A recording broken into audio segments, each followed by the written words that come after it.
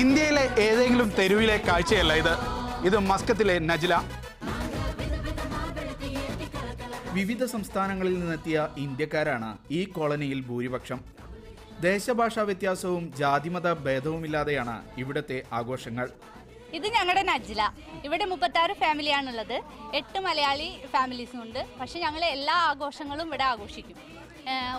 ദീപാവലി കൂടുതലായിട്ട് ഞങ്ങൾ സെലിബ്രേറ്റ് ചെയ്യും. ഒരു ആഘോഷവും വിടാറില്ല. ചിരാതുകൾ കത്തിച്ചും വർണ്ണവിളക്കുകൾ തെളിച്ചും രാത്രി വർണ്ണാഭമാക്കുമ്പോൾ ഓരോ വീടിനു മുന്നിലും ചന്തമുള്ള രംഗോളികൾ വർണ്ണക്കോലമൊരുക്കും.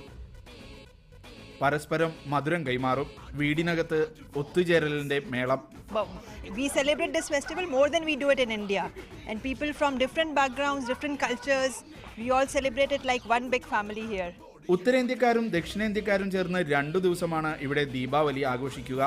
വീടിനു മുന്നിലെ ഈ വർണ്ണവിളക്കുകൾ അടുത്ത മാസം ക്രിസ്മസ് ആഘോഷം കൂടി കഴിഞ്ഞ് അഴിച്ചുമാറ്റൂ.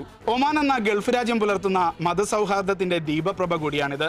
ക്യാമറ പേഴ്സൺ ബിനോയ് കൊട്ടാരക്കരയ്ക്കൊപ്പം ഷിനോ ഷംസുദ്ദീൻ, മീഡിയ 1, മസ്കത്ത്.